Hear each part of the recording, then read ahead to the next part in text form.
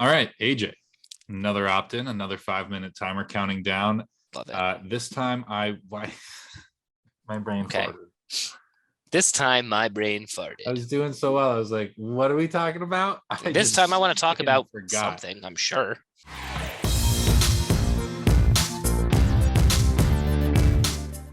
All right, AJ, 5-minute timer counting down. Once again, here we are on opt-in.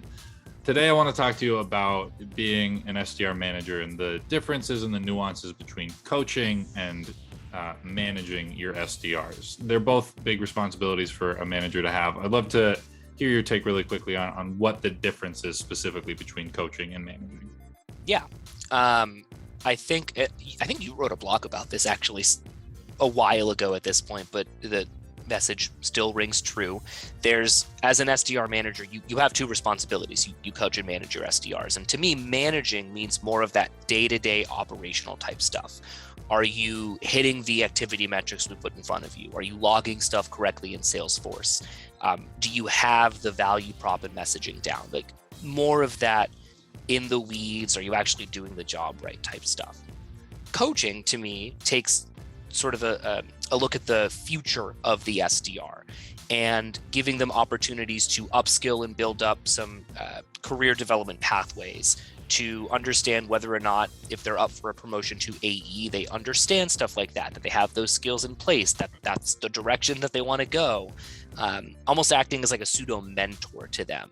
And I think a lot of companies, when they have an SDR manager in place, they shirk a lot of those coaching responsibilities for a number of different reasons. Either one, because they don't have the capacity to do so, they aren't like fully trained on how to actually coach somebody, but more often than not, it's because they have to spend so much of their time managing reps that they don't get to coach reps. And that's what I hear a lot of SDR managers talk about, is that they have to sit down and make sure that people know how to log stuff in Salesforce or HubSpot or whatever their CRM is, and they don't get to do the fun stuff like, hey, do you want to go into marketing?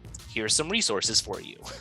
Yeah, and I totally get that, and I think it's it's a situation where the manager's job according to their manager, the director, you'd say, is to make sure that the SDR team does their job.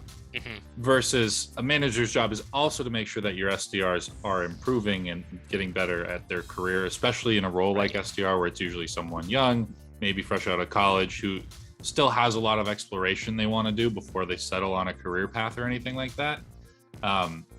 They might get stuck just like, I need to pass more leads. I need to know how to do this job. And kind of even the SDRs themselves might shirk their own personal growth for the sacrifice, as a sacrifice to, just for monthly hitting your goal or whatever. Right. And that's an area where I think it's even more important as the manager to recognize that and say, hey, it's fine that you only got 80% of your goal for this month because you helped build this report. And I noticed you take on this responsibility and write this email template. And seeing and recognizing those signs of growth as a manager can go a long way towards having your SDRs realize their value and their importance beyond just setting leads and calling people. Right. I think that's the big thing there, is that your job is to get them to hit their goals, sure, but not just to only have them hit their goals. Because if, let's say you're a manager and you have a team and they hit their goal 80% of the time and all you do is manage them, theoretically you're kind of in a vacuum. You're not helping them get any better at the job.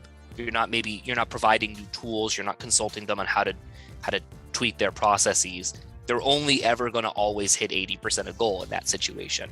But coaches can come in and help improve upon the strengths that your team already has and maybe allow them to hit quota 100% of the time. Or you brought up the situation of someone who's new to the workforce.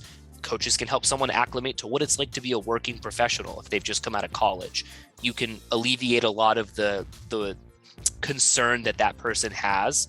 Hey, this is my first job out of college. How am I supposed to behave? What are the rules of the workplace? Like, how do I navigate all of this?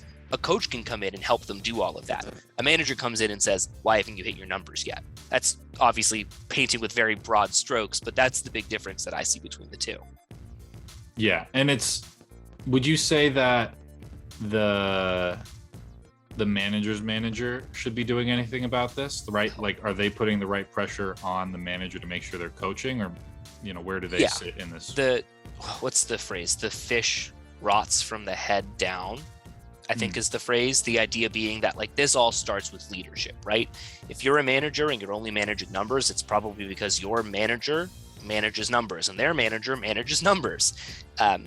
There's a certain thing to think about when you're managing people, and, like, to get the most out of your people, you have to look at them as more than just a number. And if your manager isn't doing that, then there's no real incentive or precedent for you also to do that. So it's not the fault of a director or a VP or whatever.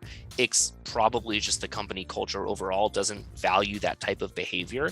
But it doesn't mean that you as a manager can't then go out and find the resources to become a better coach, right? There's a ton of resources out there for you to do that. So if you recognize there's an issue, you can make change, but it's a lot easier if the organization is also bought in on that change.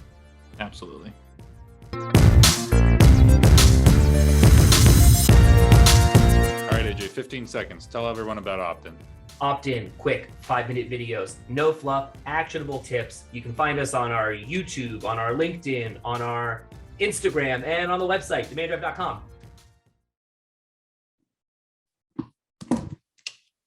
That's it. That's all we got.